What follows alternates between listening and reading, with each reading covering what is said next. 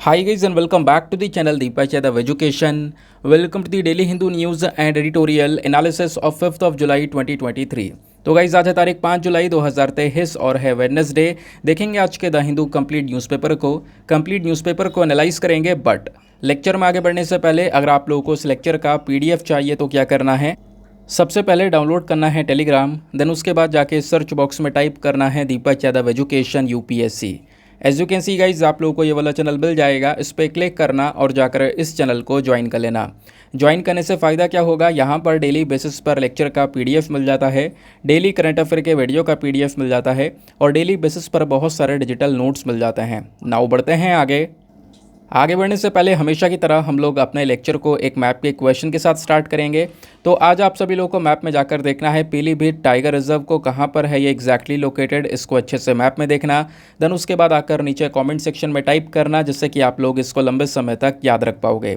साथ ही साथ एक क्वेश्चन सॉल्व करेंगे जो कि यूपीएससी प्रीवियस ईयर साल 2016 के प्रीलिम्स में पूछा गया था। डेली बेसिस पर हम लोग यहाँ पर एक प्रीवियस ईयर क्वेश्चन को भी सॉल्व करते हैं। क्वेश्चन क्या बोलता है, कंसिडर द फॉलोइंग स्टेटमेंट्स। आपको यहाँ पे 3 स्टेटमेंट्स दिए गए हैं, 2 स्टेटमेंट्स दिए गए हैं, बताना इनमें से कौन सा स्टेटमेंट सही है। पहला स्टेटमेंट बोलता है इंडिया और अफ्रीका का जो समिट है जो 2015 में हुआ था वो तीसरा इस प्रकार का समिट था। दूसरा स्टेटमेंट बोलता है इंडिया अफ्रीका समिट की जो एक्चुअली में शुरुआत है वो जवाहरलाल नेहरू जी ने की थी 1951 में। तो बताओ दोनों स्टेटमेंट्स में से कौन सा करेक्ट है। नीचे आपको ऑप्शन दिए गए हैं, option A 1 only, option B 2 only, option C दोनों सही हैं या ऑप्शन डी दोनों गलत हैं। तो इसका सही आंसर सभी को नीचे कमेंट सेक्शन में देना है, एटलीस्ट सभी को इसमें पार्टिसिपेट करना है, जैसा मैं आप लोगों से डेली बेसिस पर बोलता हूँ। बाय द वे इसका जो करेक्ट आंसर है वो मैंने आपको टेलीग्राम पर प्रोवाइड करवा दिया है, वहाँ से भी आप इसको चेकआउट कर सकते हो। और अगर वहाँ पर आंसर नहीं मिलता है तो भी कोई परेशान होने की ज़रूरत नहीं है, वीडियो के लास्ट में इसके करेक्ट आंसर का डिस्कशन हम लोग करेंगे। तो चलो शुभारंभ करते हैं और चलते हैं सबसे पहले थंबनेल वाले इंपॉर्टेंट आर्टिकल की तरफ। दोस्तों ये टॉपिक काफ़ी रेलिवेंट है, बहुत अच्छे से इसको सुनना है क्योंकि इस पूरे आर्टिकल को हम जीएस पेपर नंबर 3 अपने एनवायरमेंट वाले सेक्शन के साथ में लिंक कर सकते हैं। तो डीप सी माइनिंग लगातार न्यूज़ में है। अब ये न्यूज़ में क्यों है, यहाँ पे आप देख पाओगे ढेरों आर्टिकल्स पिछले 2 दिनों से लगातार पब्लिश हो रहे हैं। इवन कल इंडियन एक्सप्रेस ने एक्सप्लेन सेक्शन पर डिटेल से समझाया भी था डीप सी माइनिंग के बारे में। इन्होंने बताया है कि देखो डीप सी माइनिंग को जल्दी परमिशन मिलने वाली है, तो ये क्या है, इससे क्या हो सकता है। और मैं आपको बता दूं इस प्रोजेक्ट को लेकर एक कंट्रोवर्सी भी स्टार्ट हो चुकी है, लोग बट चुके हैं।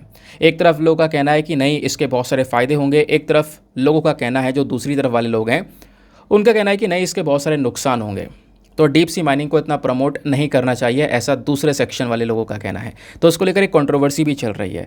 यहाँ पर आप देख पाओगे आर्टिकल्स भी पब्लिश हुए हैं, what is deep sea mining, ये पूरा कंट्रोवर्शियल प्रोजेक्ट क्या है, इसको अपन समझने की कोशिश करेंगे हर एक पॉइंट्स को डिटेल से।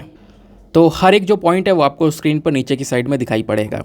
न्यूज़ क्या निकल कर आ रही है, जो इंटरनेशनल सीबेड अथॉरिटी है जिसको हम लोग ISA के नाम से जानते हैं, तो इस बॉडी ने यहाँ पे डीप सी माइनिंग को परमिशन देने की पूरी तैयारी स्टार्ट कर दी है ताकि हम इस पूरे डीप सी माइनिंग को यानी समुद्र की गहराई में जाकर खुदाई कर सकें, वहाँ पे खनन कर सकें ताकि वहाँ से कुछ मिनरल्स को निकाला जा सके। तो इसकी जो तैयारी है वो पूरी तरह से चल रही है, जल्दी यहाँ पर इसको इम्प्लीमेंट किया जाएगा। अभी एक बहुत बड़ी मीटिंग भी होने वाली है डीप सी माइनिंग को लेकर।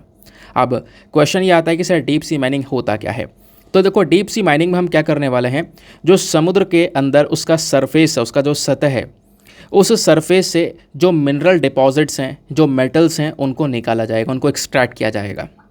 कैसे? खनन करके, माइनिंग करके, खुदाई करके।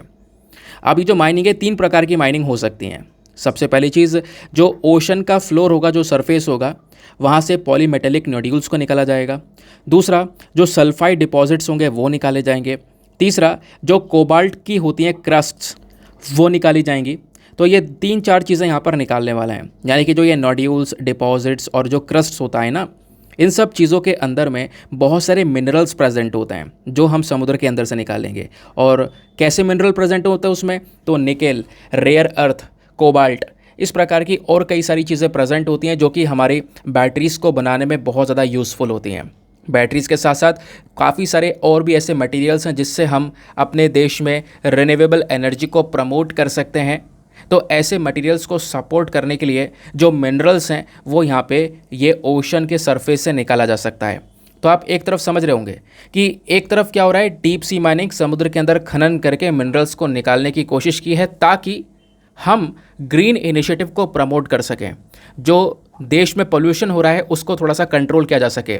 फॉर एग्जाम्पल, क्योंकि आपको पता है जो ट्रांसपोर्टेशन सेक्टर है वहाँ से कितना सारा प्रदूषण उत्पादन हो रहा है, तो अब ट्रांसपोर्टेशन सेक्टर में कुछ चेंजेस करने होंगे। क्या चेंजेस करने होंगे? इलेक्ट्रिक व्हीकल्स को बढ़ावा देना होगा। अब इलेक्ट्रिक व्हीकल्स में बैटरीज़ का यूज़ होता है और बैटरीज़ को बनाने के लिए इस क्रिटिकल मिनरल का यूज़ होगा जो हमने समुद्र के जो सरफेस है वहाँ से निकाला है। तो आप देख पा रहे होंगे कहीं ना कहीं जो ओशन के सरफेस से निकाले हुए मिनरल्स हैं, इससे ग्रीन एनर्जी को प्रमोट करने के ऊपर मेन फोकस दिया गया है। लेकिन क्या ये सही है? क्या डीप सी माइनिंग करने से, समुद्र के अंदर से मिनरल निकालने से समुद्र के ऊपर कोई बुरा प्रभाव नहीं पड़ेगा? ऐसा नहीं है। समुद्र के ऊपर भी काफ़ी सारे नेगेटिव इम्पैक्ट पड़ेंगे। भले ही आप एक तरफ ग्रीन एनर्जी इनिशिएटिव को प्रमोट कर रहे हो, लेकिन दूसरी तरफ काफ़ी पोल्यूशन भी होगा। इसी बात की तो ये कंट्रोवर्सी क्रिएट हुई है। इसी टॉपिक पर तो लोग बढ़ चुके हैं कि डीप सी माइनिंग के फ़ायदे हैं, लेकिन ठीक है, लेकिन इसके नुकसान भी हैं। उस चीज़ के ऊपर भी मेजर फोकस करना होगा हमें। समझ गए? चलो आगे आते हैं। अब वही टॉपिक है कि डीप सी माइनिंग से रिलेटेड क्या दिक्कतें हो सकती हैं, हमारे एनवायरनमेंट में क्या प्रॉब्लम्स हो सकती हैं। तो डीप सी माइनिंग क्या करेगा? जब आप समुद्री गहराई में मशीनें डालोगे, वहाँ पे जाने के बाद में खुदाई करोगे, खनन करोगे, तो इससे क्या होगा? बहुत सारी चीज़ें होंगी भाई। बहुत सारी आवाज़ हो गई, समुद्र के अंदर नॉइस होगा। ऐसे थोड़े ना खनन हो जाएगा। आपने खुदाई करनी है, उसके काफ़ी सारा नॉइस होगा, वाइब्रेशन होगा, कंपन होगा अंदर। उसके अलावा यहाँ पे लाइट पोल्यूशन होगा, क्योंकि ऑब्वियस ही बात, आपको बहुत सारी लाइट चाहिए होगी अंदर जलाने के लिए, जिससे आप चीज़ों को क्लियरली देख सको। ठीक है। और इन सब चीज़ों के अलावा जो आप मशीन से लेकर जा रहे हो अंदर में, पॉसिबिलिटी है वहाँ से जो अलग अलग जो फ्यूल्स हैं वो फ्यूल्स वहाँ से लीक हो जाए, निकल जाए, केमिकल्स निकल जाएँ माइनिंग प्रोसेसिंग के दौरान। तो इससे क्या होगा? सीधा जो हमारा पानी के अंदर का जो मैरीन एनवायरनमेंट है, वहाँ पे जो वाटर के अंदर प्लांट्स और एनिमल्स प्रेजेंट है, सीधा उनके ऊपर इम्पैक्ट पड़ेगा। तो एक तरफ एनवायरनमेंट के ऊपर नेगेटिव इम्पैक्ट भी पड़ता हुआ नजर आएगा डीप सी माइनिंग की वजह से। तो नंबर 1 पॉइंट ये यहाँ पे पहली चिंता वाली बात है। दूसरी चिंता वाली बात यहाँ पर यह है कि जब खुदाई होगी तो उससे बहुत सारी जो धूल वगैरह है वो सब उड़ेगी।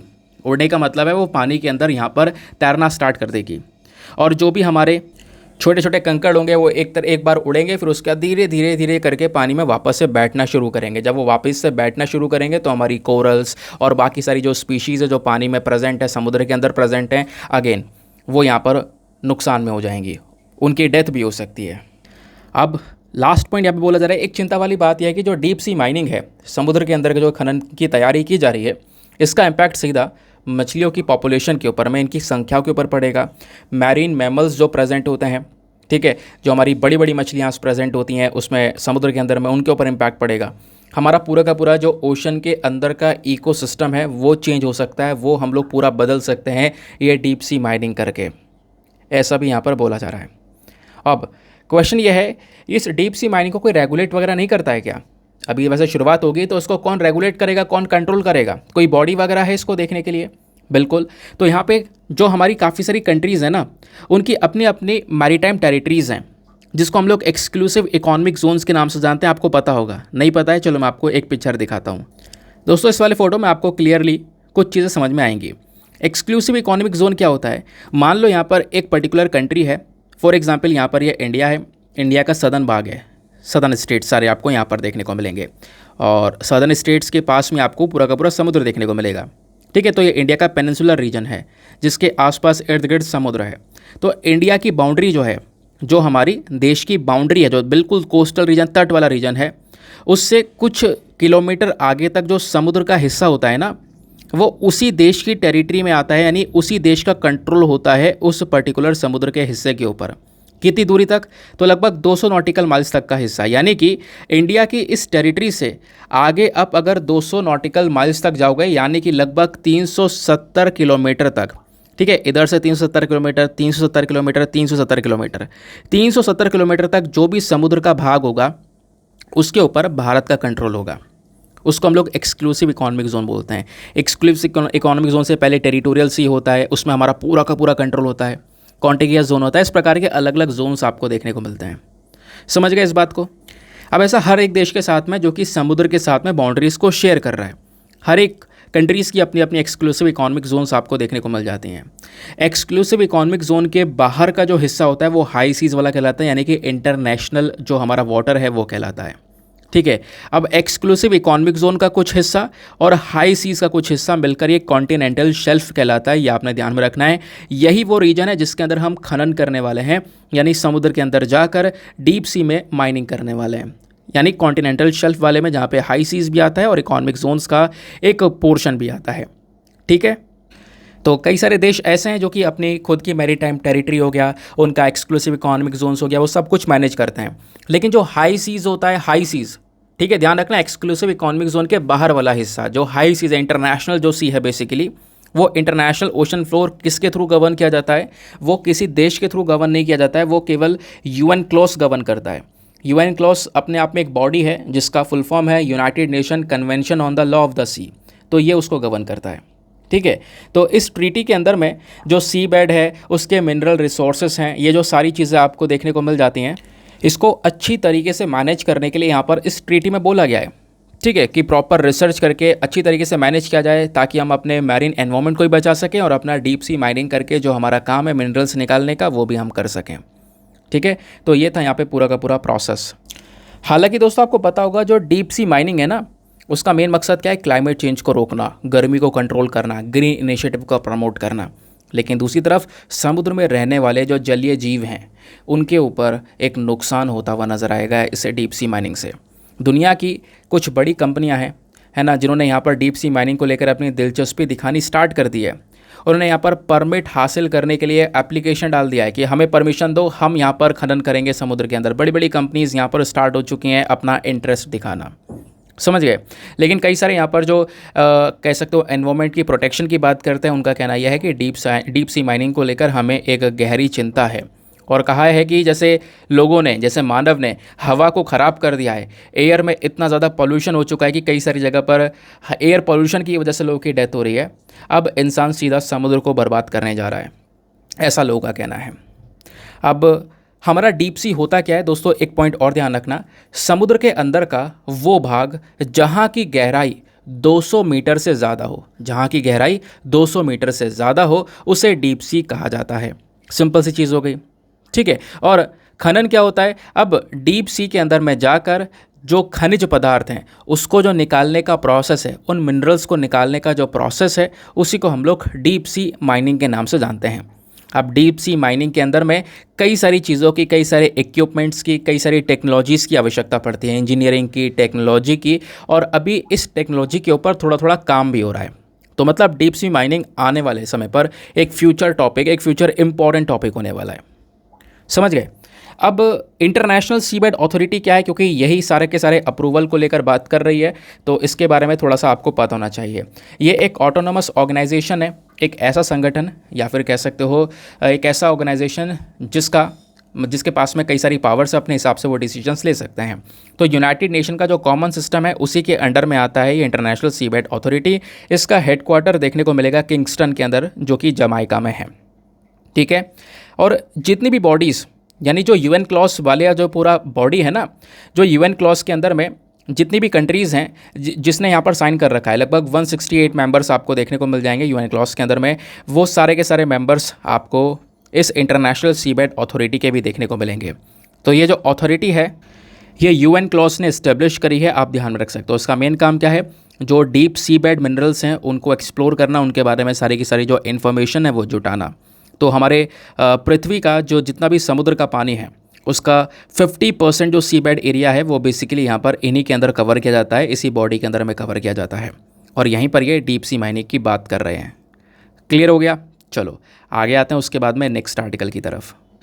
इस वाले आर्टिकल को दोस्तों थोड़ी देर में डिस्कस करेंगे, क्योंकि कल हमने इसके बारे में ऑलरेडी डिस्कशन किया था। मैंने कल शंघाई कोऑपरेशन ऑर्गेनाइजेशन के बारे में आपको सारी इन्फॉर्मेशन बताई थी। अभी थोड़ी देर में चर्चा करेंगे, क्योंकि कल ही डिस्कस किया है लास्ट में। अभी कुछ और नए आर्टिकल्स हैं, पहले उनको कवर करते हैं। नेक्स्ट रेलिवेंट आर्टिकल आपको ये देखने को मिलेगा। यहाँ पे क्या बात की जा रही है? जो हमारी प्रेसिडेंट है द्रौपदी मुर्मू जी, आप यहाँ पे देख पा रहे होंगे, वो तेलंगाना के जो चीफ मिनिस्टर हैं चंद्रशेखर राव जी, इनके साथ में खड़ी हैं। यूनियन मिनिस्टर जी किशन रेड्डी वो भी साथ में खड़े हुए हैं।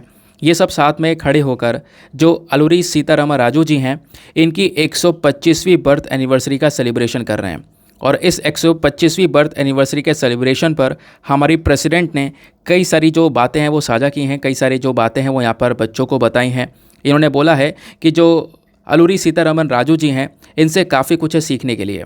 ये ट्राइबल वॉरियर कहलाते थे। इन्होंने सेल्फलेसली काम किया, कुछ अपने लिए नहीं किया, बिना डरे यहाँ पर इन्होंने पूरी ट्राइबल सोसाइटी उसको ग्रो करने के लिए काम किया।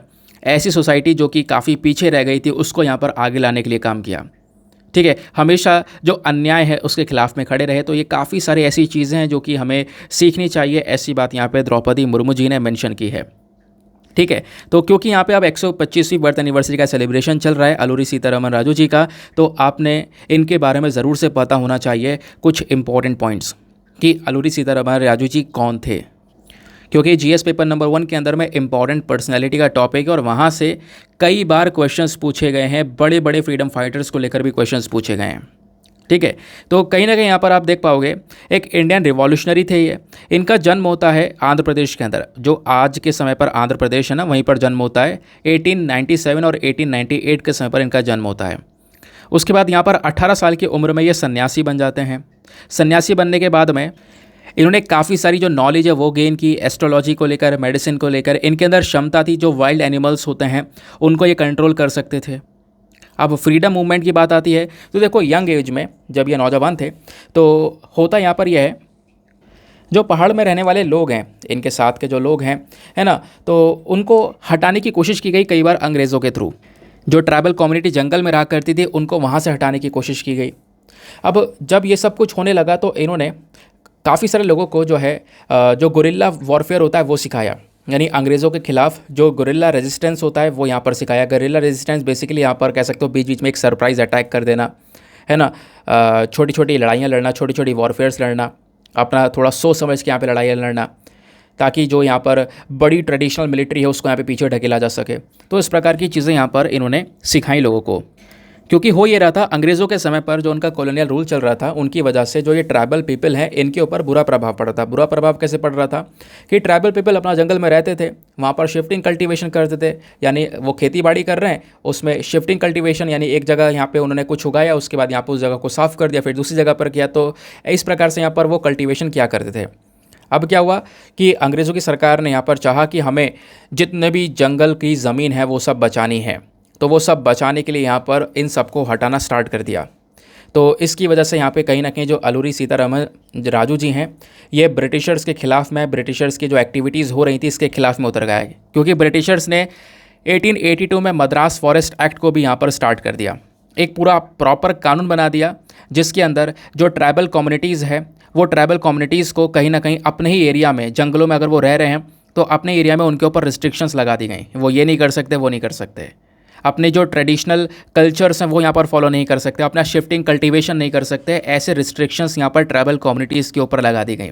तो जिस वजह से यहाँ पर ब्रिटिशर्स की इन एक्टिविटीज़ के खिलाफ में जो अलूरी सीतारमन राजू जी हैं वो खड़े होते हैं और उसके बाद में यहाँ पर एक विद्रोह भी करते हैं। तो जो वो विद्रोह हुआ था वो था, उसका नाम है रंपा रेबेलियन। रंपा रेबेलियन या फिर मनियम रेबेलियन के नाम से भी जाना जाता है। 1922 में ये विद्रोह किया गया था जिसने एक बहुत इंपॉर्टेंट रोल प्ले किया। ये जो पूरा विद्रोह हुआ था, ये जो रंपा रेबेलियन हुआ था, ये कहीं ना कहीं जो महात्मा गांधी जी का नॉन कोऑपरेशन मूवमेंट है ना, उसी के साथ में यहाँ पर कोइंसाइड किया। यानी एक तरफ महात्मा गांधी जी का नॉन कोऑपरेशन मूवमेंट स्टार्ट हो गया, दूसरी तरफ यहाँ पर ये विद्रोह स्टार्ट हो गया। जबकि यहाँ पर दोनों में डिफरेंस काफ़ी ज़्यादा था, क्योंकि जो नॉन कोऑपरेशन मूवमेंट है वहाँ पे महात्मा गांधी जी लोगों को नॉन वायलेंस के रास्ते पे चलना सिखा रहे थे। ठीक है, अहिंसा के रास्ते पे चलना सिखा रहे थे कि भाई यहाँ पर ज़बरदस्ती या फोर्सफुली ऐसा कुछ भी नहीं हो सकता, हमें अहिंसा का रास्ता अपना के यहाँ पर आज़ादी लेनी होगी। लेकिन उसी समय पर जो अलूरी सीतारमन राजू जी हैं इन्होंने जोर दिया फोर्स के ऊपर में कि ये सारा काम नॉन वायलेंस से नहीं हो सकता। ठीक है, ये सारा काम नॉन वायलेंस से नहीं हो सकता, ये चीज़ें हमें खुद छीननी पड़ेंगी, अपनी आज़ादी खुद छीननी पड़ेगी। तो एक तरफ यहाँ पर इस प्रकार का ये विद्रोह स्टार्ट हुआ और इन्हीं की वजह से इन अलूरी सीतारमन राजू जी को एक निकनेम दिया गया। इनका निकनेम था क्या? मनियम वेरुदु, यानी हीरो ऑफ द जंगल, जंगल का एक हीरो। ये नाम वहाँ के खुद जो लोकल विलेजर्स हैं उन्होंने दिया, क्योंकि यहाँ पे उन्होंने ऑब्वियसली एक हीरोइक एक्टिविटीज़ जो हैं वो दिखाई थी। लेकिन खैर जो यहाँ पे विद्रोह स्टार्ट हुआ उसके बाद 1924 में इनको पुलिस कस्टडी में लिया गया। पुलिस कस्टडी में लेने के बाद में एक पेड़ से बांधा गया। पेड़ से बांधने के बाद में इनको मार दिया गया, जिसकी वजह से इनके मरते ही जो ये पूरा का पूरा विद्रोह है वो भी समाप्त हो गया। समझ गए? तो ये इनके बारे में कुछ इंपॉर्टेंट पॉइंट्स हैं जो कि आप अपना कहीं पर भी जो नोट्स में आ रहा है वहाँ पे लिख सकते हो हिस्ट्री वाले सेक्शन के अंदर में, क्योंकि ये पिछले साल भी न्यूज़ में थे, हर साल न्यूज़ में आते हैं, तो क्वेश्चन बनने के चांसेस भी काफ़ी ज़्यादा हैं। अभी रिसेंटली यहाँ पर एक मूवी आई थी ना यार, मुझे नाम भी याद नहीं आ रहा, हाँ RRR मूवी जो आई थी, उसमें लास्ट में सीन भी दिखाया हुआ है ना, वो इन्हीं का सीन है ना। दोस्तों आगे बढ़ने से पहले एक छोटी सी इन्फॉर्मेशन है, बहुत ध्यान से इसको सुनना, आपके काम की इन्फॉर्मेशन है।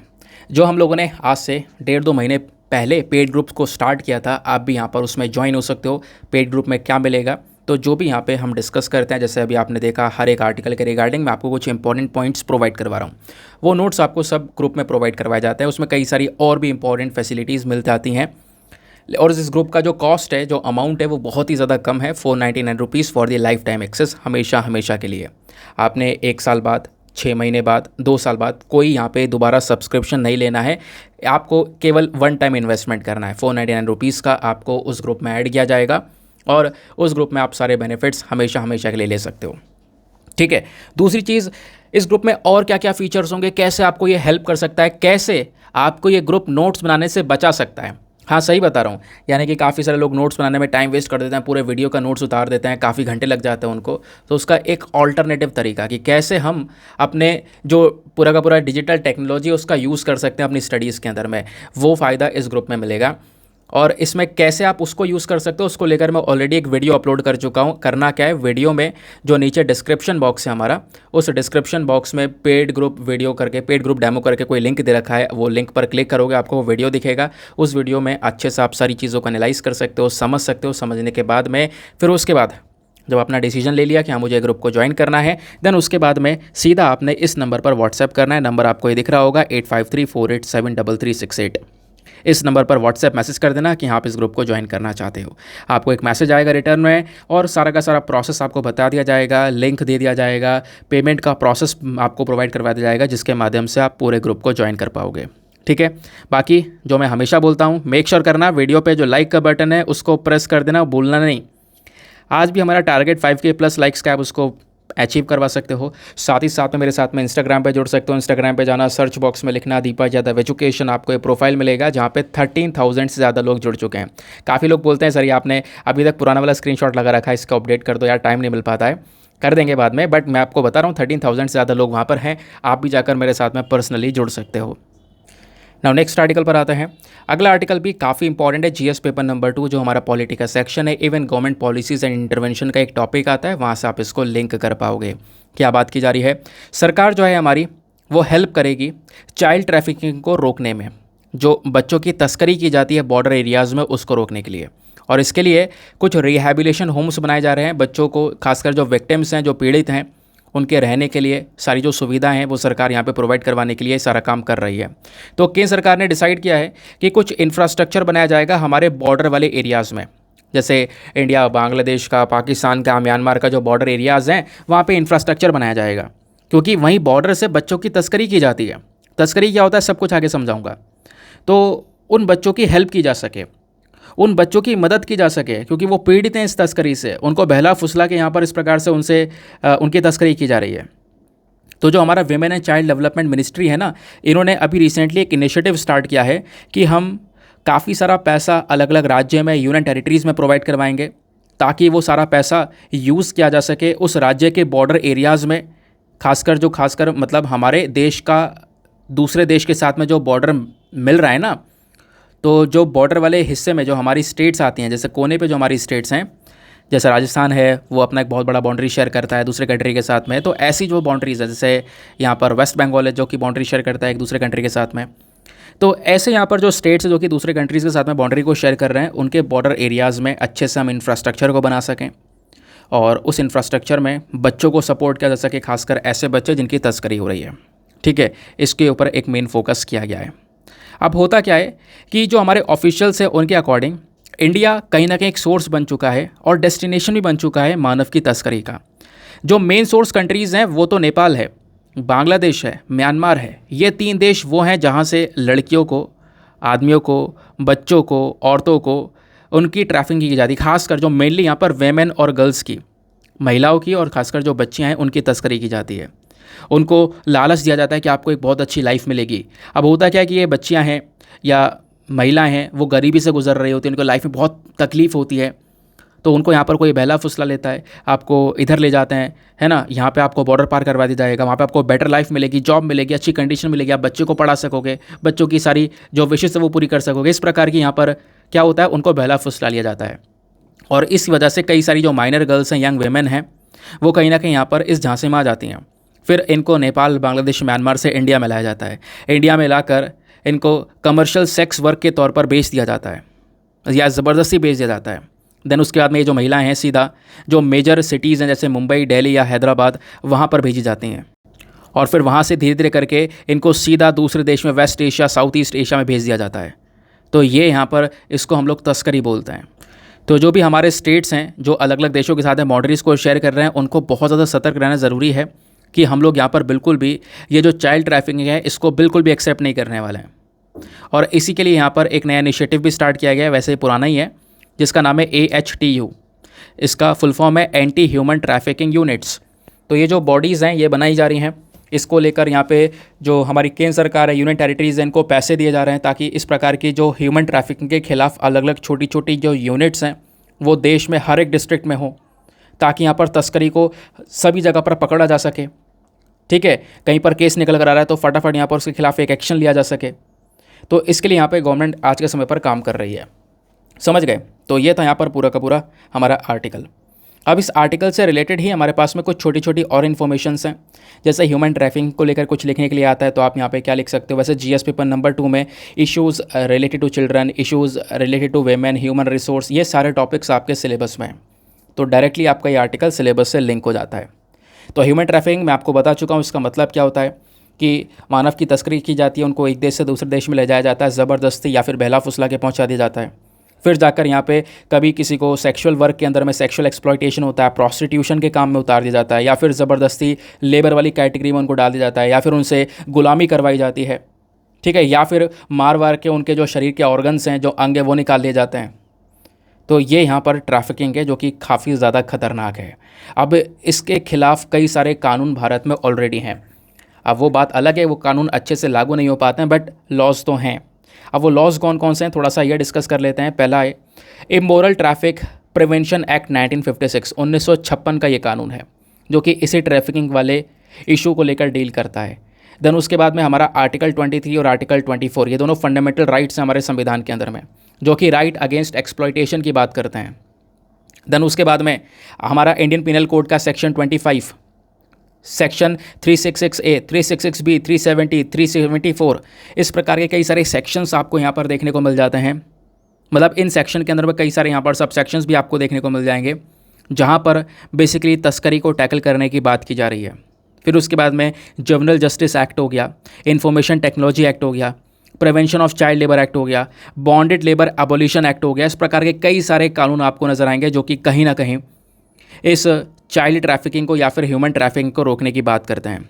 इंडिया ने कई सारे एफर्ट्स रिसेंटली लगाए हैं, जैसे जुलाई 2021 में जो हमारा women and child development ministry है, इन्होंने एंटी ट्रैफिकिंग बिल को यहाँ पर रिलीज़ करने की पूरी कोशिश की कि इस तस्करी के खिलाफ हम प्रॉपर बिल रिलीज़ करें।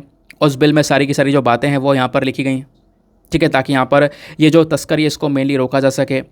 इवन भारत ने जो सार्क कंट्रीज़ हैं, इनके जो रूल्स एंड रेगुलेशंस है तस्करी को रोकने के लिए, उसको भी यहाँ पर कंफर्म किया, उसको यहाँ पर साइन किया, ताकि सार्क देश साथ में आए भारत के, और हम सब साथ में मिलकर यहाँ पे इस प्रकार की जो तस्करी है महिलाओं की और बच्चों की, उसको रोकी जा सके। समझ गए?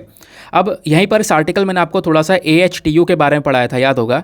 तो AHTU क्या है? यह है एंटी ह्यूमन ट्रैफिकिंग यूनिट। इस यूनिट की शुरुआत किसने की है, ये थोड़ा सा आपको पता होना चाहिए।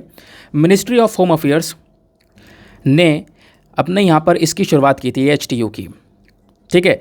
तो ये आपने ध्यान में रखना है। दूसरा जो प्राइमरी रोल है, जो मेन रोल है AHTU का, वो यही है कि अलग अलग एजेंसीज़ के साथ में मिलकर काम करना, प्लस जो विक्टिम्स हैं, जो पीड़ित हैं, उनके लिए यहाँ पर उनको सपोर्ट प्रोवाइड करवाना, उनको रिहैबिलिट करना, ये एक मेन कारण आपको देखने को मिलेगा, ठीक है।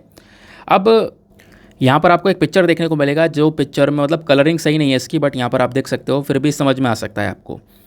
इंडिया में जो ये डॉट लगे हैं, ये सारे हब हैं, ये सारे मेन रीजन है जहाँ पर बच्चों की तस्करी या महिलाओं की तस्करी करके यहाँ पर इनको इन एरिया में रखा जाता है। ये मेन हब्स आपको देखने को मिल जाते हैं।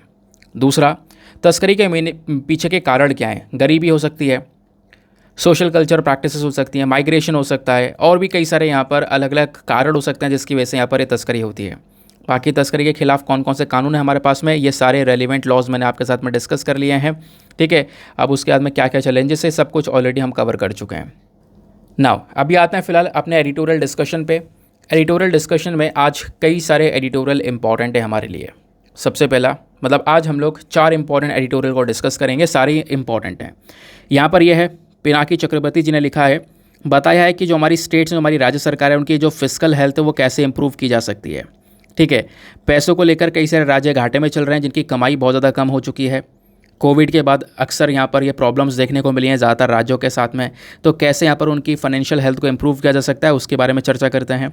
दूसरा जो एडिटोरियल है ये एंटीबायोटिक्स को लेकर डिस्कस करता है। इवन एंटीबायोटिक्स ने स्पेशली यहाँ पर एंटी माइक्रोबियल रेजिस्टेंस को लेकर डिस्कशन किया गया है, क्योंकि यहाँ पर ये जो डॉक्टर आपको दिख रहे हैं डॉक्टर अब्दुल गफूर, ये एंटी माइक्रोबियल रेजिस्टेंस को लेकर ही कंसल्टेंट का काम करते हैं।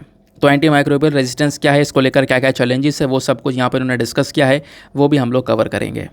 फिर उसके बाद में हमारे पास में एक एडिटोरियल आता है ये the irrevocable connection between anaemia and maternal health. जो एनीमिया है और एक मदर की जो हेल्थ है उसको लेकर क्या आपस में कनेक्शन है, इंपॉर्टेंट कनेक्शन है, वो यहाँ पर समझाया गया कि एनीमिया कितना ज़्यादा खतरनाक हो सकता है, वो यहाँ पर समझाया गया। एक अच्छा एडिटोरियल है। और यहाँ पे मैं आपको बता दूँ आज का जो मेंस का क्वेश्चन है वो आपको इसी आर्टिकल से दिया जाएगा। चलो फिर एक एडिटोरियल और है, वो आगे मैं आपको बताऊंगा, लेप्टोरेसिस को लेकर बात करता है, वो थोड़ी देर बाद हम डिस्कस कर लेंगे। ठीक है, अभी फिलहाल शुरुआत करते हैं इसी आर्टिकल से। ठीक है, तो बहुत ध्यान से सुनना क्योंकि आज का मेंस का क्वेश्चन आपने इसी के ऊपर लिखना है और मेन का क्वेश्चन इंपॉर्टेंट और इंटरेस्टिंग है क्योंकि वो यूपीएससी ने पहले पूछ चुका है। ठीक है, तो प्रीवियस ईयर क्वेश्चन आपको दूंगा आज। बात क्या की जा रही है हम लोग समझते हैं। देखो हुआ क्या ना, रिसेंटली यहाँ पर केस निकल का है बहुत सारे एनीमिया के। एनीमिया मतलब क्या होता है, एनीमिया मतलब होता है शरीर में खून की कमी हो जाना। और हमारे देश में बोला जाता है कि हर दूसरी महिला कहीं ना कहीं एनीमिया से सफ़र कर रही है, उनके बॉडी में ब्लड की कमी है, आयरन की कमी है। और पहली चीज़ तो महिला हो गई। अब दूसरा कौन से कम्युनिटी के लोग हैं जो कि सबसे ज़्यादा परेशान है इस एनीमिया से, वो बच्चे हैं। ठीक है, तो महिलाएं और बच्चे, महिलाएं और चिल्ड्रन, इन दोनों में यहाँ पर एनीमिया सबसे ज़्यादा देखने को मिलता है। तो उसी को लेकर यहाँ पे बात की गई है कि एनीमिया और प्रेगनेंसी के बीच में क्या आपस में इंटर रिलेशन है, एनीमिया और मैटरनल हेल्थ के बीच में क्या इंटर रिलेशन है। तो एनीमिया का एक बहुत इंपॉर्टेंट कनेक्शन माना जाता है किसके लिए, तो एक चीज़ है जिसको हम लोग बोलते हैं पोस्टपार्टम हेमोरेज।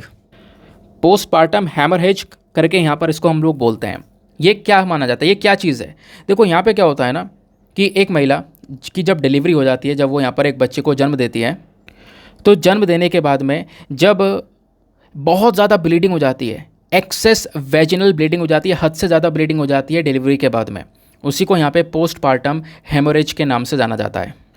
और इस एक्सेस ऑफ ब्लीडिंग की वजह से कई बार यहाँ पर जो माँ है जिसने जन्म दिया है बच्चे को अभी उसकी डेथ भी हो जाती है। ठीक है, या फिर वो मतलब बहुत ज़्यादा उसको जानवर खतरा हो जाता है। तो एक स्टडी यहाँ पर रिलीज़ की गई है और वो स्टडी आई है विमेन मैटरनल एंटी फिब्रोनोलिटिक के माध्यम से। इन्होंने यहाँ पर डिटेल से बताया है, इन्होंने बोला है कि लगभग 1 बिलियन के आसपास महिलाएं ऐसी हैं जो कि रिप्रोडक्टिव एज में हैं और वो एनीमिया से गुजर रही हैं। एनीमिया मतलब उनके बॉडी में ब्लड की कमी होती है। और हर साल 70,000 के आसपास महिला ऐसी हैं जो कि एक बच्चे को जन्म देती हैं। बच्चे को जन्म देते ही क्या होता है, उनके साथ में ये पोस्टपार्टम हेमरेज वाली कंडीशन हो जाती है, यानी एक्सेस वेजिनल ब्लीडिंग हो जाती है, जिस ब्लीडिंग की वजह से उनके बॉडी में पहले एनीमिया से सफ़र कर रही थी, अब जो बचा कुचा खून था वो एकदम से निकल गया। एक्सेस ब्लीडिंग की वजह से यहाँ पर कहीं ना कहीं महिला की डेथ हो जाती है। तो हर साल 70,000 महिलाओं की जान जा रही है और ये ज़्यादा जान जा रही है लो और मिडिल इनकम कंट्रीज़ के अंदर में, जहाँ पर लोगों की जो आय है वो इतनी ज़्यादा है नहीं। अब बात की जा रही है एनीमिया की। देखो एनीमिया का जो रिस्क है ना, किसी महिला को एनीमिया है और वो यहाँ पर प्रेगनेंसी वाले स्टेज से गुजर रही है महिला, तो उसकी जान को और ज़्यादा खतरा हो जाता है, क्योंकि बाद में जो ये पोस्टपार्टम हेमोरेजिक है ये भी होने के चांसेस हैं। तो इसका सोल्यूशन पता है क्या है, यहाँ पे आर्टिकल में बोला जा रहा है कि भैया पहले ही पता लगाओ, यानी कि एक महिला को एनीमिया है इसके बारे में आपने पहले से ही पता होना चाहिए, उसके बारे में एग्जामिन करना है। बच्चे के जन्म से पहले ही, बच्चा भी जन्मा नहीं है, बच्चे के जन्म से पहले ही यहाँ पर आपको अपने बॉडी का चेकअप कराना होगा। और अगर बॉडी में एनीमिया है तो उसको ठीक करना होगा पहले, क्योंकि बाद में अगर ये पोस्टमार्टम हेमोरेजिक वाली प्रॉब्लम होती भी है तो आपके बॉडी में तब भी कुछ ना कुछ ब्लड बचेगा, क्योंकि पहले से अभी बॉडी में ब्लड कम है, लेकिन बाद में यहाँ पर ये वाली कंडीशन की वजह से डिलीवरी के बाद में एक्सेसिव ब्लीडिंग हो गई, तो उसकी वजह से यहाँ पर जान भी जा सकती है।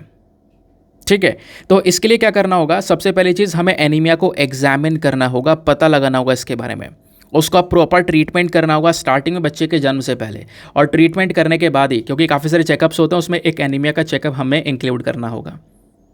और स्टार्टिंग में अगर ट्रीटमेंट मिल जाएगा तो बॉडी में ब्लड की जो काउंटिंग है वो थोड़ी सी इंप्रूव हो जाएगी, और इंप्रूव हो जाएगी तो यहाँ पर आगे जाके वो जो महिला है वो स्ट्रांग रहेगी। और ज़्यादातर महिलाओं की जो डेथ हुई है ना इस कंडीशन की वजह से, वो पाकिस्तान, नाइजीरिया, तंजानिया और साथ ही साथ में जाम्बिया जैसे देशों में हुई है। और जिन महिलाओं की डेथ हुई है उनमें ज़्यादातर महिलाओं की उम्र 27 साल से ऊपर है। और ये क्लियरली एविडेंस के तौर पर दिखाया गया है कि उन सभी महिलाओं के बॉडी में हीमोग्लोबिन की कमी थी, खून की कमी थी, उनका जो ब्लड है उसका वॉल्यूम बहुत कम था, जिसकी वजह से यहाँ पर कह सकते हो कि अगर बाद में कंडीशन आ जाए पोस्टमार्टम वाली है, तो इस कंडीशन की वजह से जो बचा कुचा ब्लड है वो भी बॉडी से ख़त्म हो जाता है। तो ब्लड अगर एनीमिया ज़्यादा है, ब्लड बॉडी के अंदर बहुत कम है, तो इससे हेमोरेज का जो रिस्क है, इसका जो खतरा है वो और बढ़ जाता है। बस खाली इतना समय बताया गया। तो आपस में एनीमिया का और मैटरनल हेल्थ का इंटरकनेक्शन काफ़ी ज़्यादा बड़ा आपको नज़र आएगा। समझ गए? तो ये था यहाँ पर कुछ इंपॉर्टेंट चीज़ें। अब यहाँ पे एनीमिया को रोकने के लिए हमें क्या करना चाहिए वो इस एडिटोरियल में बताया गया है। जो हमारे राइटर हैं इनका कहना यह है कि भारत सरकार ऑलरेडी काम कर रही है। भारत सरकार का एक प्रॉपर वेल स्ट्रक्चर प्रोजेक्ट है। हमारा एनीमिया मुक्त भारत अभियान कैंपेन हम चला रहे हैं। एनीमिया मुक्त भारत अभियान क्या है मैं अब आपको बताऊंगा। इंपॉर्टेंट है क्योंकि आपकी बार 2023 के प्रीलिम्स में क्वेश्चन भी पूछा गया था, थोड़ा हट के पूछा गया था, वो भी आपको मैं दिखाऊंगा। ठीक है, तो एनीमिया के लिए अपन क्या क्या कर रहे हैं, ये कुछ डेटा मैं आपके साथ में शेयर कर रहा हूँ। वो डेटा प्लीज़ अपने पास में स्टोर करके रखना कि इंडिया में एनीमिया का जो स्टेटस, इसकी स्थिति है वो क्या है। अब अगर आपसे कुछ लिखने के लिए आता है ना एनीमिया को लेकर, तो पहली चीज़ तो आपने एनीमिया की कंडीशन समझानी होगी, एनीमिया एग्जैक्टली क्या है। तो एनीमिया एक ऐसी कंडीशन है जब बॉडी के अंदर में जो रेड ब्लड सेल्स है इनके जो नंबर हैं वो कम हो जाते हैं। अब रेड ब्लड सेल्स यही हैं जो कि हमारे बॉडी में ऑक्सीजन को कैरी करने का काम करते हैं। आपके बॉडी में अगर अंग अंग तक कोने में खून पहुंच रहा है तो वो आपके ऑक्सीजन, खून जो है वो ऑक्सीजन को भी यहाँ पर पहुंचा रहा है आपके बॉडी में हर एक पार्ट तक। ठीक है, तो अगर जो ये number of red blood cells हैं ये कम हो जाते हैं तो इसकी वजह से यहाँ पे एनीमिया वाली जो कंडीशन है बॉडी के अंदर में बन जाती है। आयरन की कमी की वजह से यहाँ पर ये बनती है। तो इसके पीछे का मेन कारण क्या है, आयरन डेफिशिएंसी। आयरन की कमी एक सबसे मेन कारण है एनीमिया का। और आयरन की कमी के अलावा भी folate, vitamin B12, vitamin A deficiency, chronic inflation, parasitic infections, इस प्रकार की कई सारी चीज़ें हैं जिसकी वजह से एनीमिया होता है। एनीमिया की जो सीवर फॉर्म है, बहुत खतरनाक जो फॉर्म है, इसकी वजह से क्या होगा, जब बॉडी में बहुत ही ना के मात्रा में यहाँ पर खून होगा तो इससे यहाँ पर महिला को या बच्चों को थकान बहुत ज़्यादा महसूस होगी, कमज़ोरी होगी, नींद आने लगेगी, हमेशा है ना, हमेशा यहाँ पे आलसपन सा होता रहेगा। तो प्रेग्नेंट वेमेन और चिल्ड्रन ये सबसे ज़्यादा वल्नरेबल होते हैं, सबसे ज़्यादा खतरा इनको होता है और इन्हीं में सबसे ज़्यादा एनीमिया पाया भी जाता है। अब इंडिया में एनीमिया का बर्डन किस प्रकार से है, देखो जो नेशनल फैमिली हेल्थ सर्वे है, क्योंकि हम स्पेशल सोर्स की बात कर रहे हैं, तो नेशनल फैमिली हेल्थ सर्वे इस सोर्स के माध्यम से बताया गया है कि 2019-20-21 के अंदर जो सर्वे आया था 5वां वाला, इन्होंने बोला कि एनीमिया का बर्डन भारत में इंक्रीज़ हुआ है, कम होने की बजाय बढ़ चुका है। और कहीं ना कहीं जो महिलाएं जिनकी उम्र 15 से लेकर 49 के आसपास है, उन महिलाओं में 57% महिलाओं में एनीमिया है। ठीक है, और ऐसे बच्चे जिनकी उम्र 6 महीने से लेकर 59 महीने की है, महीनों की बात कर रहा हूँ मैं, ऐसे बच्चे जो हैं, ऐसे बच्चों में 67% बच्चों तक में जो एनीमिया है वो यहाँ पर पाया गया है। तो एनीमिया का बर्डन लगातार इंक्रीज़ होता हुआ चले जा रहा है। अब एनीमिया को लेकर प्रॉब्लम यही है कि हम लोग प्रॉपर ट्रीट नहीं कर पा रहे हैं। उसके पीछे का रीज़न है कि हमारे पास में प्रॉपर डेटा नहीं है। तो एनीमिया का डेटा एक इम्पॉर्टेंट रोल प्ले कर सकता है पब्लिक हेल्थ को इम्प्रूव करने के लिए, लेकिन अगर डेटा प्रॉपर होगा नहीं तो हम ये काम कर भी नहीं पाएंगे। सबसे इंपॉर्टेंट चीज़ है डेटा हो, उसको मॉनिटर करो, उसके बाद में उसके ऊपर काम करो। अब सरकार ने यहाँ पर क्या क्या किया है एनीमिया को लेकर, तो नंबर 1 पॉइंट आपने लिखना होगा एनीमिया मुक्त भारत। देखो कई बार ना मेंस में पूछ लिया जाता है, आपसे क्वेश्चन पूछा जाएगा एनीमिया क्या है, उसके बाद पूछा जाएगा कि सरकार ने कौन कौन से इनिशिएटिव उठाए हैं एनीमिया को कंट्रोल करने के लिए। सीधा कई सारे क्वेश्चन में गवर्नमेंट इनिशिएटिव्स के बारे में डायरेक्टली पूछा गया है। तो पहला कदम यहाँ पर उठाया गया एनीमिया मुक्त भारत। एनीमिया मुक्त भारत की शुरुआत या फिर इसको जो लॉन्च है वो 2018 में किया गया था, जिसका मेन मकसद था कि हम अपने देश में एनीमिया को ख़त्म कर सकें पूरी तरह से, जो एनीमिया का दर है वो यहाँ पर कम कर सकें। अब एनीमिया मुक्त भारत के अंदर में जो कुछ ग्रुप्स हमने चूज़ करे हैं, जैसे बच्चे जिनकी उम्र 6 से लेकर 59 ईयर्स है या 5 से 9 साल तक के बच्चे हैं, एडोलेसेंट गर्ल्स और बॉयज़, ऐसी लड़कियां और ऐसे बच्चे जिनकी उम्र 10 से लेकर 19 साल है, काफ़ी सारी महिलाएं जिनकी जो रिप्रोडक्टिव एज में है, जिनकी उम्र 15 से 49 के आसपास है, 50 के आसपास है, या प्रेग्नेंट वुमेन या लैक्टेटिंग मदर्स, इन सभी व्यक्तियों को जो ये डेटा दिया गया है, इन सभी को कवर किया गया है इस एनीमिया मुक्त भारत के अंदर में। एनीमिया मुक्त भारत में पहली चीज़ क्या बोला गया है कि आयरन और फॉलिक एसिड का सप्लीमेंटेशन प्रोवाइड करवाया जाएगा बच्चों को, महिलाओं को। ठीक है, क्योंकि बॉडी में आयरन की कमी तो है, आयरन की कमी एक मेन कारण है जिसकी वजह से एनीमिया हो रहा है, तो ये सप्लीमेंटेशन इनको दिया जाएगा ताकि ये जो कमी है इसकी पूर्ति की जा सके। दूसरा, इसी के माध्यम से iron rich, protein rich, vitamin rich जो फूड्स हैं उनके इंटेक को बढ़ावा देने के लिए भी यहाँ पर ये जो एनीमिया मुक्त भारत है ये कैंपेन काम करता है। फिर उसके बाद में एक और फीचर है इसका, इस एनीमिया मुक्त भारत का, वो यह है कि ये कॉर्ड क्लैंपिंग को डिले करने की प्रैक्टिस को प्रमोट करता है। अब आपको कहोगे ये क्या है? देखो, जब बच्चा पैदा होता है ना, तो जब बच्चा पैदा होता है तो उसकी नाभि से यहाँ पर एक गर्भनाल निकला हुआ होता है, जैसा आप यहाँ पर देख पाओगे, है ना। इस गर्भनाल को यहाँ पर जो डॉक्टर है वो यहाँ पर कुछ डिस्टेंस से काट देते हैं स्टार्टिंग में, फिर उसके बाद में धीरे धीरे निकल जाती है, आपने पता होगा इसके बारे में। अब होता क्या है कि कई सारे डॉक्टर बच्चा पैदा होते ही तुरंत यहाँ पे काट देते हैं गर्भनाल। तुरंत नहीं काटना है, थोड़ा रुक के काटना है। ये बात एनीमिया मुक्त भारत के अंदर में, एनीमिया मुक्त भारत जो इनिशिएटिव है इसके अंदर ये बात प्रमोट की जा रही है कि थोड़ा रुक कर यहाँ पर इसको काटा जाए। अब रुक कर क्यों कट किया जाए? क्योंकि बोला जा रहा है कि ऐसा मोमेंट जब एक बच्चा जन्म लेता ही है, तुरंत जब बच्चा जन्म लेता ही है ना, तो उसके बॉडी का आधे से ज़्यादा जो खून है ना वो उसके बॉडी में होता ही नहीं है, बॉडी से बाहर होता है। ठीक है, तो इस वजह से जो ये कॉर्ड क्लैंपिंग हम करते हैं, इस प्रकार से यहाँ पर इसको काटा जाता है, तो इसको अगर 90 सेकेंड से या 2-3 मिनट से थोड़ा डिले कर दिया जाए तो इससे बच्चे के अंदर थोड़ा ज़्यादा खून ट्रांसफ़र हो जाएगा। बच्चे के अंदर में 60% ज़्यादा ब्लड सेल्स होंगे, बच्चे को ज़्यादा आयरन मिलेगा पहले साल में ही, ज़्यादा वाइट ब्लड सेल्स होंगे ताकि वो इन्फेक्शन से लड़ सके, एंटीबॉडीज़ यहाँ पर मिलेंगी। लेकिन अगर तुरंत काट जाएगा तो बच्चे में खून की कमी रह जाएगी, और इसी खून की कमी की वजह से बाद में एनीमिया बन जाता है ना। तो एनीमिया मुक्त भारत में बोला जा रहा है कि स्टार्टिंग में जब बच्चा पैदा होगा तो कॉर्ड क्लैंपिंग को थोड़ा सा डिले किया जाए, थोड़ा सा इसमें देरी की जाए, 2-3 मिनट थोड़ा डिले किया जाए, जिससे कि यहाँ पे बच्चे में प्रॉपर जो ब्लड है वो ट्रांसफ़र हो सके। समझ गए? तो ये था यहाँ पर कॉर्ड क्लैंपिंग को लेकर। अब उसके बाद में यहाँ पर दूसरा एक और बोला जा रहा है काम एनीमिया मुक्त भारत के अंदर, यही बोला गया है कि एनीमिया मुक्त भारत क्या करता है, जो हमारे खासकर वेमेन है, रिप्रोडक्टिव एज की प्रेग्नेंट वेमेन है, और खासकर जो बच्चे हैं, बच्चों में डीवॉर्मिंग का भी काम करता है। डीवॉर्मिंग, अब ये डीवॉर्मिंग क्या होती है ये समझ लेते हैं। ऐसे बच्चे जिनकी उम्र 1 से लेकर 19 साल है उनमें डीवॉर्मिंग को प्रमोट करने का काम करता है। डीवॉर्मिंग बेसिकली यहाँ पर एक ऐसा तरीका है जिससे बच्चे को कीड़ों से बचा जाता है, जब पेट में कीड़े हो जाते हैं।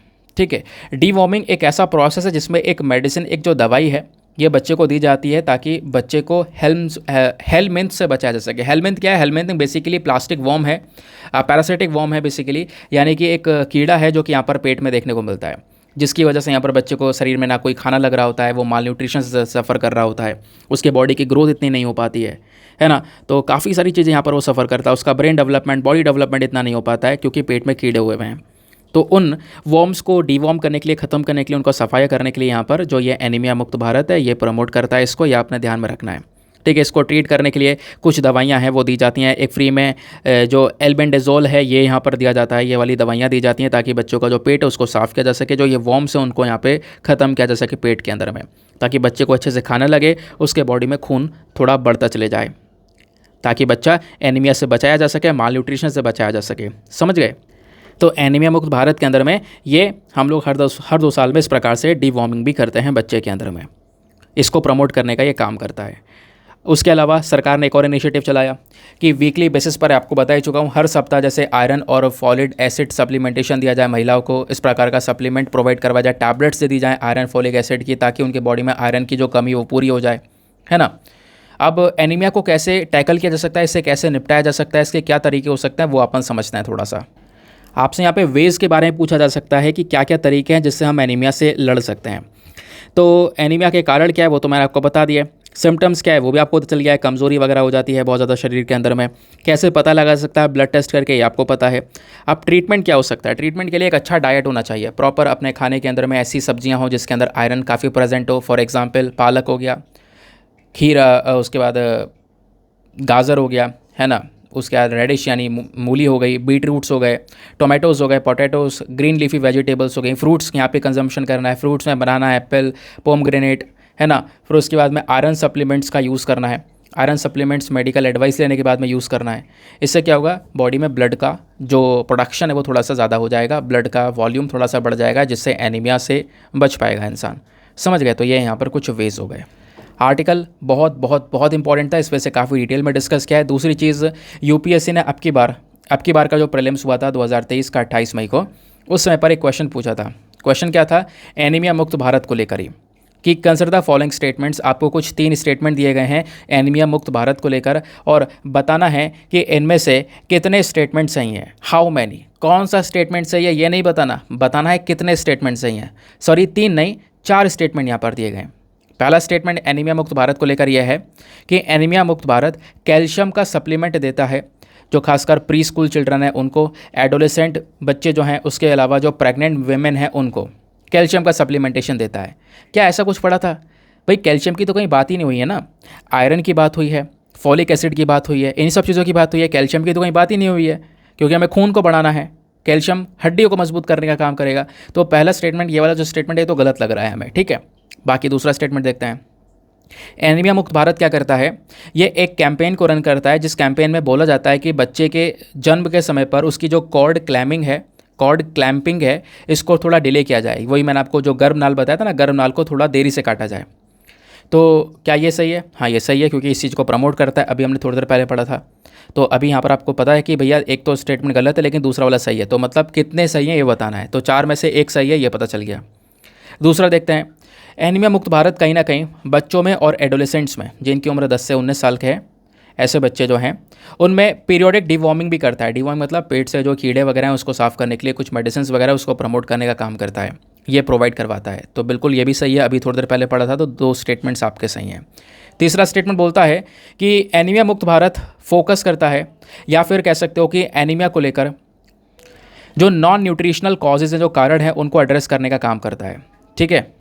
तो जो नॉन न्यूट्रिशनल कारण आपको देखने को मिलेंगे, जैसे कि यहाँ पर स्पेशल फोकस मलेरिया के ऊपर हो गया, यानी कि कभी मतलब ऐसा नहीं है कि देखो कभी कभी ना ये एनीमिया जो है मच्छर के काटने की वजह से, मलेरिया की वजह से, या फिर फ्लोरोसिस की वजह से, या फिर हेमोग्लोबिनोपैथीज़ की वजह से भी हो सकता है, जिससे हेमोग्लोबिन बॉडी के अंदर कम हो जाता है।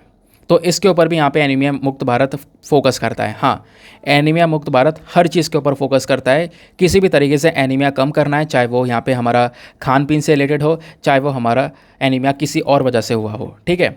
तो जो भी कारण हो, एनीमिया को ख़त्म करने का काम है एनीमिया मुक्त भारत का, नाम ही इसका ये है, कोई स्पेशल चीज़ के लिए नहीं है। तो थर्ड स्टेटमेंट भी यहाँ पर सही है। तो आपके यहाँ पर आपको 3 स्टेटमेंट सही देखने को मिलेंगे। तो पूछा गया था इनमें से कितने स्टेटमेंट सही हैं 4 में से, तो आप सही उत्तर दे सकते हो ऑप्शन नंबर सी, ओनली 3। केवल 3 स्टेटमेंट्स आपको यहाँ पे करेक्ट देखने को मिलेंगे, ठीक है।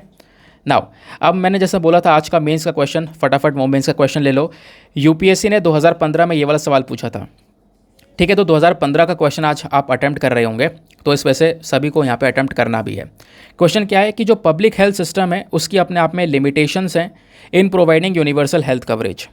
सभी को एक प्रॉपर हेल्थ कवरेज प्रोवाइड करवाने में जो हमारा सरकारी हेल्थ सिस्टम है उसकी अपनी कुछ कह सकते हो सीमाएँ हैं, कुछ लिमिटेशंस हैं, उससे बढ़कर वो नहीं कर सकता। ये स्टेटमेंट हुआ पहला। फिर इसके आगे बोला जाए क्वेश्चन में कि डू यू थिंक, आप सोचते हो कि जो प्राइवेट सेक्टर है, क्या आप सोचते हो कि जो प्राइवेट सेक्टर है वो हेल्प कर सकता है यहाँ पर इस गैप को पूरा करने के लिए? यानी जो हमारे सरकारी सिस्टम्स हैं, सरकारी हेल्थ सिस्टम है, जो पूरा वो नहीं कर पा रहा है, क्या वो प्राइवेट सेक्टर पूरा कर सकता है, उस गैप को भर सकता है? क्या आप इस चीज़ को लेकर क्या सोचते हो? या फिर आपके पास में कोई और दूसरा उपाय है, दूसरा कोई अल्टरनेटिव है, तो वो आप क्या सोच रहे हो, उसको लेकर आपने सजेशन देना है, ठीक है। तो 250 शब्दों में आंसर लिखना है। एक बार हिंदी में रीड कर देता हूँ ताकि हर एक शब्द अच्छे से जो हिंदी माध्यम वाले एस्पिरेंट्स हैं उनको क्लियर हो जाए, ताकि वो अच्छे से अपना आंसर लिख पाएँ।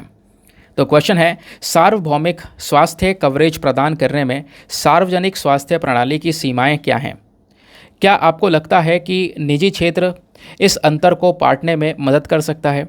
आप अन्य कौन से व्यवहार विकल्प सुझाएंगे, इसके बारे में चर्चा करें। 250 शब्दों में आंसर लिखना। आंसर लिखने के बाद में कहाँ पे सबमिट करना है, टेलीग्राम पर जाना, वहाँ पे जाके सर्च बॉक्स में लिखना Deepak Yadav education mains group, full form लिखोगे, आपको मेरा टेलीग्राम चैनल मिलेगा जहाँ पर 70,000 से ज़्यादा लोग ऑलरेडी जुड़ चुके हैं। आप भी जुड़कर अपने आंसर्स को लिखकर सबमिट कर सकते हो।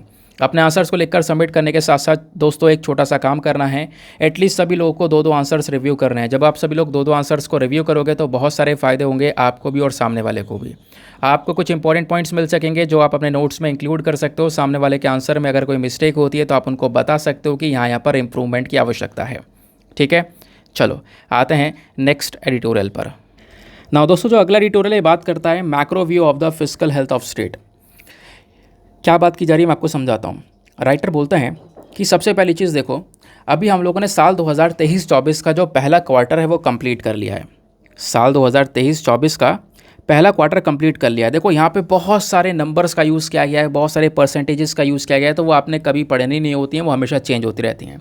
इकॉनमी के पॉइंट ऑफ व्यू से इंपॉर्टेंट आर्टिकल है, बस थोड़ा सा कॉन्सेप्ट ध्यान में रख के चलना कि आखिरकार क्या बात की जा रही है।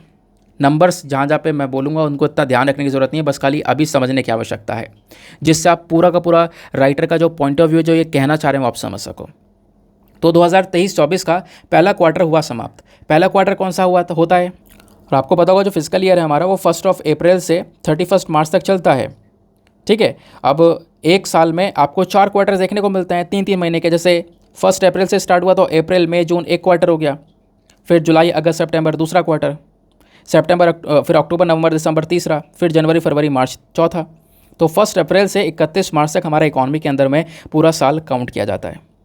तो 2023-24 का अगर मैं बोलूँ क्वार्टर कौन सा है, फर्स्ट क्वार्टर कौन सा है, तो वो आपका हो गया है अप्रैल मई जून, क्योंकि 2023-24 को जो अपन देख रहे होते हैं तो ये 2023-24 स्टार्ट हुआ है 1 अप्रैल से, और ये अगले साल 2024 में 31 मार्च को ख़त्म होगा। ठीक है, तो अप्रैल मई जून ये 3 महीने तो खत्म हो चुके हैं भाई, जुलाई में आ चुके हैं हम लोग। तो अप्रैल मई जून यानी 2023-24 का जो पहला क्वार्टर है वो हो गया समाप्त। तो वो चीज़ यहाँ पे राइटर ने बोला, इस वजह से अब हम यहाँ पे क्या करेंगे, थोड़ा सा इकोनॉमिकल डेटा के बेसिस पर समझेंगे क्या क्या स्थिति रही है, फाइनेंशियल स्थिति रही है राज्यों सरकारों की। राइटर बोलते हैं कि देखो ये बहुत ज़्यादा एविडेंट है कि जो सरकार का डेफिसिट है, जो हमारा गवर्नमेंट का डेफिसिट है, गवर्नमेंट के पास में जो कमियां हैं वो काफ़ी ज़्यादा बड़ी हैं कोविड-19 के बाद से। कोविड-19 के बाद से जो यहाँ पर कोविड-19 जब आया ना उसके बाद यहाँ पे सरकार का जो पैसा वगैरह है वो काफ़ी ज़्यादा खत्म हुआ, राज्य सरकारों का पैसा खर्च हुआ। लेकिन अब जब सब कुछ ठीक हो चुका है तो धीरे धीरे चीज़ें इम्प्रूव होना भी स्टार्ट हो चुकी हैं। लेकिन जो एक बहुत तेज़ी से रिडक्शन आया था, बहुत तेज़ी से जो फिस्कल डेफिसिट हुआ था, फिस्कल डेफिसिट मतलब क्या होता है, जब सरकार के पास में उनकी जो कमाई है वो बहुत ज़्यादा कम हो जाए, खर्चे बराबर रहें, खर्चे बढ़ते चले जाएं। ठीक है, तो आमदनी हटनी खर्चा रुपया। जब खर्चा बहुत सारा हो जाए और कमाई रह जाए बहुत कम तो उसको कहलाता है फिस्कल डेफिसिट। जब खर्चा ज़्यादा रहे कमाई कम रहे, ऐसा देखने को मिलता रहता है, इसको अपन फिस्कल डेफिसिट बोलते हैं। तो फिस्कल डेफिसिट कोविड के समय पर बहुत ज़्यादा था, कमाई हो नहीं रही थी, सब कुछ बंद था, लेकिन खर्चे हो रहे थे हेल्थ के ऊपर में, हर चीज़ के ऊपर में। समझ गए। अब क्या हुआ, कोविड के बाद में जो चीज़ें हैं वो थोड़ी सी इंप्रूव होनी स्टार्ट हो गई। इवन यहाँ पर अभी कोई ऑफिशियल डेटा नहीं आया है, लेकिन राइटर ये बोलते हैं कि मैंने हर एक स्टेट का अपना पर्टिकुलर जो बजट है उसका डेटा यूज़ किया है। ठीक है, उसका डेटा लेने के बाद में सारा डेटा मैंने निकाला है। तो मतलब राइटर का जो पूरा आर्टिकल है ये भी ऑथेंटिक तरीके से डिस्कस किया गया है। तो ये जो एनालिसिस यहाँ पर कर रहे हैं राइटर, ये हर एक स्टेट का, लगभग 17 जो सबसे बड़े स्टेट हैं हमारे देश के, 17 मेजर जो स्टेट्स हैं उनका जो इंडिविजुअल बजट है उस बजट के बेसिस पर डेटा कलेक्ट किया गया। तो इनका कहना यह है कि जो राज्य, ये 17 राज्य जो है ना सबसे बड़े राज्य हैं, हमारी देश की 90% इकॉनमी इन 17 राज्यों की वजह से चल रही है। अब क्या होता है कि जो फिस्कल इश्यूज़ हैं या बजट को लेकर जो भी इश्यूज़ हैं वो अगर ये राज्य फेस कर रहे हैं तो सभी फेस कर रहे होंगे, तो इनका डेटा थोड़ा रेलिवेंट है। इस एनालिसिस ने यहाँ पर यह दिखाया कि जितने भी स्टेट्स हैं इन्होंने फिस्कल डेफिसिट को बहुत ज़्यादा सहा कोविड-19 के समय पर। कोविड-19 के समय पर इनका जो रेवेन्यू है राज्यों का वो बहुत ज़्यादा कम हो गया। और सेकेंडली यहाँ पर क्या हुआ, जो इमरजेंसी प्रोविज़न थे हेल्थ के ऊपर में वो उस पर खर्चा थोड़ा ज़्यादा हो गया हेल्थ को लेकर, क्योंकि लोगों की हेल्थ ज़्यादा ख़राब हो रही थी। ऑक्सीजन, ये बाकी सारी चीज़ें, दवाइयाँ मेंटेन करना, मास्क, सैनिटाइज़र, इन सब चीज़ों के ऊपर मेन फोकस करना, इंपोर्ट करना। तो इन सब चीज़ों को लेकर क्या हो रहा था कि खर्चा हमारा लगातार होता चले जा रहा था और फिस्कल डेफिसिट हमारा बढ़ता चला जा रहा था, कमाई हो नहीं रही थी, खर्चे हो रहे थे। लेकिन अभी धीरे धीरे चीज़ें थोड़ी सी रिकवर की हैं। जैसे टैक्स का कलेक्शन थोड़ा सा इंप्रूव हुआ है, कोविड के समय पर टैक्स का कलेक्शन खत्म हो गया था, अब जीएसटी कलेक्शन थोड़ा इंप्रूव हो गया है। नॉन जीएसटी जो रेवेन्यूज़ है वो थोड़े इंप्रूव हो गए हैं। बहुत सारे राज्य सरकारों में कोविड-19 के रिकवरी के बाद में टैक्स कलेक्शन इंप्रूव हुआ है ना। अब जैसे कि नॉन जीएसटी जो रेवेन्यू होता है वो हमारी राज्य सरकार भी लेती है, उनका थोड़ा इंप्रूव हुआ, कर वगैरह के हिसाब से उनका जो पैसा है थोड़ा बहुत आना स्टार्ट हुआ। ठीक है, ये स्थिति हुई। अब राइटर बोलते हैं क्या क्या एग्जैक्ट चैलेंजेस हैं, क्या क्या प्रॉब्लम्स हम लोगों को नज़र आ रही हैं। तो इन चैलेंजेस में सबसे बड़ा जो चैलेंज है वो यहाँ पर यह है कि जो मोस्ट क्रिटिकल चैलेंज है कि जो हमारी सरकारों का जो डेफिसिट, रेवेन्यू डेफिसिट है वो थोड़ा ज़्यादा है फिस्कल डेफिसिट से। मतलब फिस्कल डेफिसिट तो है ही, कि फिस्कल डेफिसिट क्या होता है मैं आपको बता चुका हूँ कि आपने क्या हो रहा है आपके साथ में कि आपके पास में कमाई तो कम हो रही है, कमाई हो ही नहीं रही है, लेकिन खर्चे बहुत लगातार बढ़ते चले जा रहे हैं, खर्चे लगातार हो रहे हैं। इसको अपन फिस्कल डेफिसिट बोलते हैं। लेकिन रेवेन्यू डेफिसिट कब होता है? रेवेन्यू डेफिसिट मतलब ये होता है कि जो आपकी कमाई का एक्चुअल अमाउंट है, ठीक है, वो आपके खर्चों को, एक्चुअल जो आप खर्चा कर रहे हो ना, ठीक है, उसमें आप मैच नहीं कर पा रहे हो। समझ गए? अगर हम इसका रेवेन्यू डेफिसिट का एक फॉर्मूला देखने की कोशिश करें तो रेवेन्यू डेफिसिट का फॉर्मूला होता है टोटल रेवेन्यू रिसिप्ट, यानी कि जितना आपकी टोटल कमाई है, टोटल कमाई, उसमें से आप अपना टोटल रेवेन्यू एक्सपेंडिचर, जो आपकी कमाई थी उसका जो मेन खर्चा हुआ है उसको माइनस कर दो, तो वो कहलाता है रेवेन्यू डेफिसिट। तो फुल फॉर्म ध्यान रखना, total revenue received minus total revenue expenditure. तो जो हमारी राज्य सरकारें हैं उनका फिस्कल डेफिसिट तो हुआ ही हुआ, लेकिन साथ ही साथ में रेवेन्यू डेफिसिट थोड़ा ज़्यादा देखने को मिला, ऐसा बोला गया। राइटर बोलते हैं कि जो 17 बड़े बड़े राज्य, 17 मेजर राज्य जो आपको देखने को मिलेंगे ना, इनमें से 13 स्टेट्स में इनका जो रेवेन्यू, इनका जो आय है वो ख़त्म ही हो चुका था, डेफिसिट में था। और इन 13 राज्यों में से 7 सबसे बड़े प्राइमरी राज्य आपको देखने को मिल जाएंगे जो रेवेन्यू डेफिसिट से सफ़र किए हैं। वो 7 राज्य कौन कौन से हैं तो उनके नाम यहाँ पर आपको देखने को मिल जाएंगे: आंध्र प्रदेश, हरियाणा, केरला, पंजाब, राजस्थान, तमिलनाडु और उसके साथ ही साथ में वेस्ट बंगाल। और ये जो 7 स्टेट्स हैं, इन 7 राज्यों का जो रेवेन्यू डेफिसिट है साल 2023-24 के अंदर में अभी ये बड़ी मात्रा में, आंध्र प्रदेश का 40.9%, हरियाणा का 50.9%, इस प्रकार से आप देखोगे बहुत ज़्यादा रेवेन्यू डेफिसिट यहाँ पर चल रहा है। एक रिपोर्ट भी आई है, रिपोर्ट का यहाँ पर कहना यहाँ पर यह है कि जो बहुत सारे स्टेट्स हैं ना, ये पहले कम हुआ करते थे। पहले यहाँ पर जो ये स्टेट्स हैं जिनके ऊपर बर्डन थोड़ा ज़्यादा था, ऐसे 4-5 राज्य हुआ करते थे, लेकिन इस साल ये राज्यों की संख्या बढ़ चुकी है। इस साल ये 7 राज्य हो चुके हैं जो कि रेवेन्यू डेफिसिट से सफ़र कर रहे हैं। तो इससे हम क्या लगा सकते हैं? इससे अनुमान लगा सकते हैं कि हाँ, वाकई में जो राज्य सरकार हैं इनका रेवेन्यू के मामले में जो हालत है वो थोड़ी सी ज़्यादा ख़राब हो चुकी है। अब राइटर बोलते हैं हमें क्या करना चाहिए। राइटर का कहना यहाँ पर यह है कि हमें कुछ रूल्स एंड रेगुलेशंस जो है वो लेकर आने होंगे ताकि हम इस रेवेन्यू डेफिसिट को ख़त्म कर सकें। अब वो क्या कर सकते हैं? तो पहली चीज़ इनका कहना यह है कि हमें पिछले 20 साल का जो डेटा है वो एग्जामिन करना है। अगर हम उसको एग्जामिन करते हैं, उसको डिटेल से देखते हैं, तो पता ये चलता है कि जो रेवेन्यू डेफिसिट है ये कोरोना से पहले ख़त्म हो गया था। कोरोना से पहले सरकार के पास में कोई रेवेन्यू की कमी नहीं थी, लेकिन कोरोना के आते यहाँ पर रेवेन्यू की कमी हो गई इनके पास में। जो पैसा इन्होंने कमा के रखा था वो भी यहाँ पर सीधा खर्च दिया सारा। तो कहीं ना कहीं यहाँ पे प्रॉब्लम्स तो हैं। तो इसके बेसिस पर हमें क्या करना चाहिए? हमारी केंद्र सरकार को जो इंटरेस्ट फ्री लोन्स हैं वो राज्य सरकारों को देना चाहिए। पहला पॉइंट क्या करना होगा? अब आते हैं मेन पॉइंट पर। पहला पॉइंट क्या करना होगा? बिना ब्याज का जो लोन है वो राज्य सरकारों को देना होगा ताकि वो राज्य सरकार उस पैसे को खर्च कर सके। समझ गए? उस पर उनको ब्याज ना देना पड़े। और इससे क्या होगा? थोड़ा बहुत उनको यहाँ पर अपना फाइनेंशियल इंप्रूवमेंट में थोड़ा हेल्प मिलेगा। जो पैसा आएगा उनके पास में वो खर्च कर सकेंगे अपनी इकॉनमी के ऊपर में। उससे जो ये पैसा कमाएंगे उस पैसे में जो प्रॉफिट होगा वो रख पाएंगे, जो पैसा लोन पे लिया था वो चुका पाएंगे, लेकिन इसमें ब्याज नहीं देना होगा तो उनको थोड़ी हेल्प हो जाएगी। तो ये काम करना होगा। दूसरा यहाँ पर इनका कहना यह है कि कुछ इंसेंटिव्स होते हैं, इंसेंटिव्स जो ग्रांट्स होते हैं वो यहाँ पर देनी होगी राज्य सरकारों को। इस ग्रांट्स का देने का मतलब है कि एक बार दे दिया उसके बाद भूल जाओ, अब यहाँ पर कोई मांगेगा नहीं उसे वापस। ठीक है? तो केंद्र सरकार को क्या करना पड़ेगा? इस प्रकार की जो ग्रांट्स है वो यहाँ पे प्रोवाइड करवानी होंगी स्टेट्स गवर्नमेंट को, ताकि यहाँ पर हमारे स्टेट गवर्नमेंट को एक जो बैक है, एक जो सपोर्ट है वो यहाँ पर मिल सके, जिससे हमारी जो इकॉनमी है वो वापस से इंप्रूव हो सके। ठीक है? तो अगर हम इन चीज़ों के ऊपर फोकस करते हैं तो डेफिनेटली यहाँ पर इम्प्रूवमेंट आएगा, ये यहाँ पर राइटर का कहना है। आई होप आपको इसमें अच्छे से क्लैरिटी मिल चुकी है। नेक्स्ट एडिटोरियल पर आते हैं। अगला जो एडिटोरियल है बेसिकली साइंस के पर्सपेक्टिव से आपको ये देखने को मिलेगा इंपॉर्टेंट, यानी जीएस पेपर नंबर 3 के लिए रेलिवेंट है और जीएस पेपर नंबर 2 हेल्थ के पॉइंट ऑफ व्यू से भी इंपॉर्टेंट है। यहाँ पर बेसिकली हम एक डिजीज़ के बारे में, एक बीमारी के बारे में बात करने वाले हैं। उसका नाम है लेप्टोस्पिरोसिस। अब लेप्टोस्पिरोसिस क्या है, जैसे जैसे मानसून बढ़ रहा है ना, इस मानसून के समय पर ये जो बीमारी है ये भी काफ़ी तेज़ी से बढ़ती हुई नज़र आ रही है, लेप्टोस्पिरोसिस।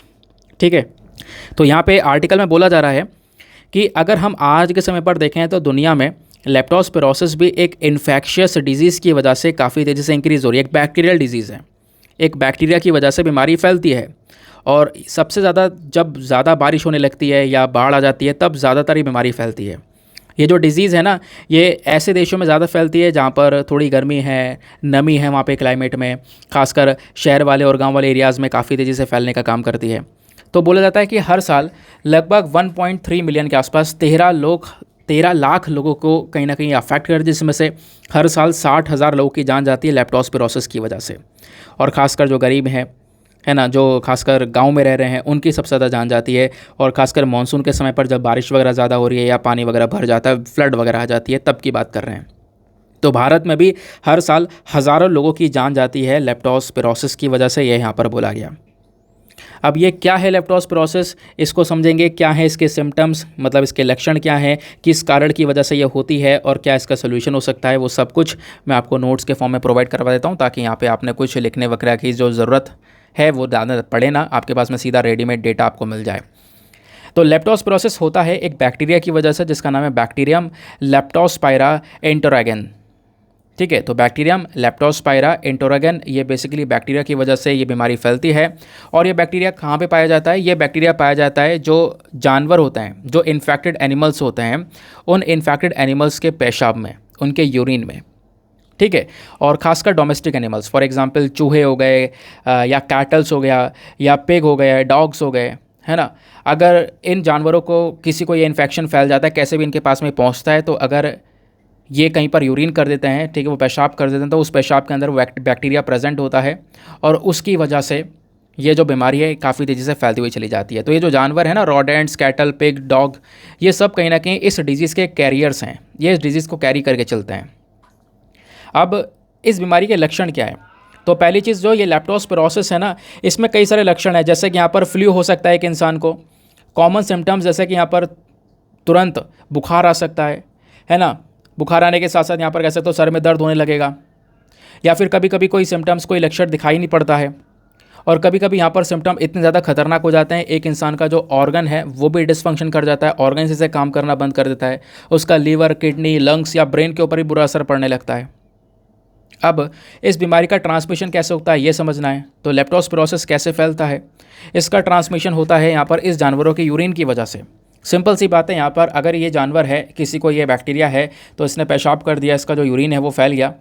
अगर ये इन्फेक्टेड है, अगर ये जानवर को इन्फेक्शन हुआ हुआ इस बैक्टीरिया का, तो इसने अगर पेशाब कर दिया, और मान लो कोई जो नॉर्मल इंडिविजुअल व्यक्ति है वो इसी इन्फेक्टेड एनिमल के यूरिन के कॉन्टैक्ट में आ जाता है, ठीक है, या फिर यहाँ पे उस जानवर ने किसी पानी में यूरिन कर दिया है या मिट्टी पे है, तो उसके कांटेक्ट में इंसान आ जाता है, तो कहीं ना कहीं ये बीमारी उसके अंदर फैलने, मतलब उसके अंदर बीमारी ये फैलने के चांसेस जो हैं काफ़ी ज़्यादा बढ़ जाते हैं, उसको बीमारी हो सकती है।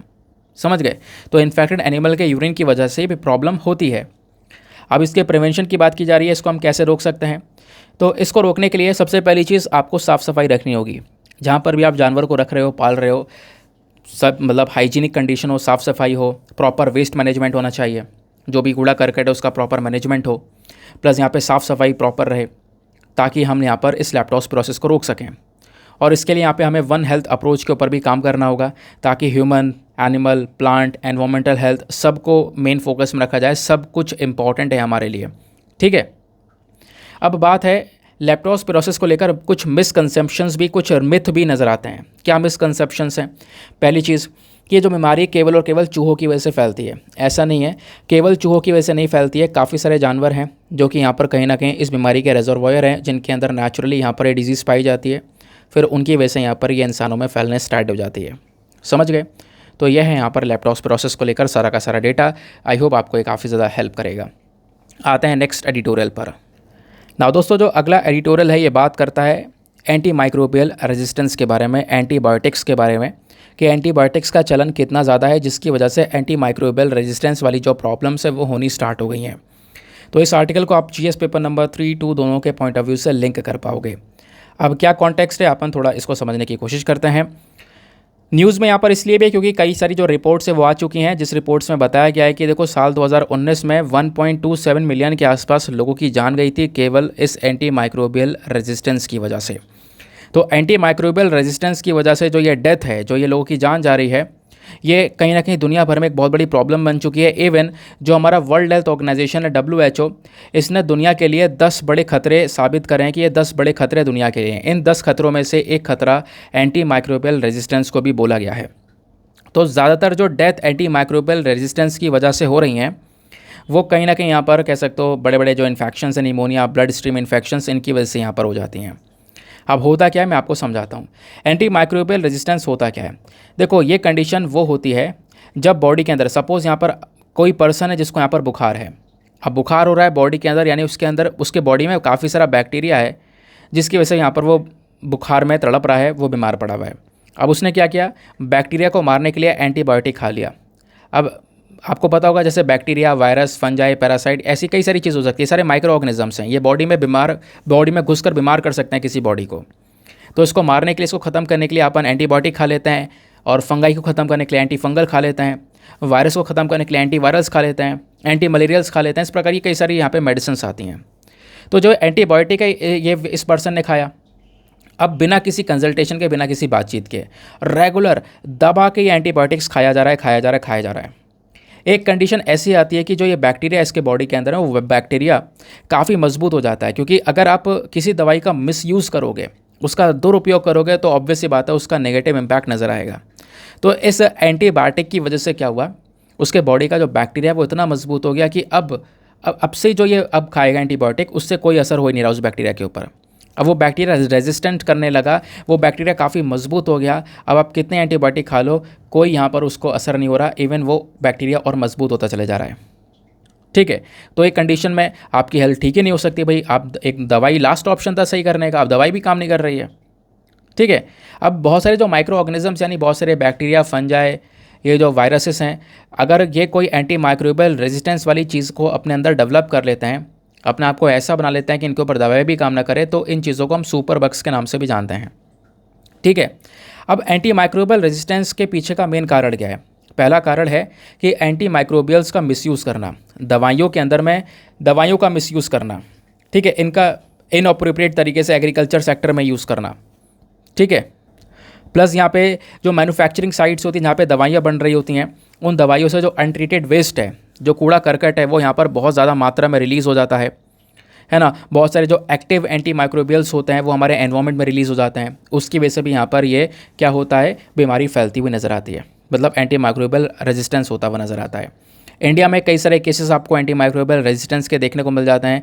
अफ्रीका, यूरोप, एशिया, कई सारे हिस्सों में आपको ये एंटी माइक्रोबियल रेजिस्टेंस वाला टाइफाइड, इस प्रकार की कई सारी बीमारियां हैं जो कि कहीं ना कहीं एंटी माइक्रोबियल रेजिस्टेंट हैं, यानी कि उन पर आप कितनी दवाइयाँ खा लो वो यहाँ पे ठीक नहीं हो सकती हैं।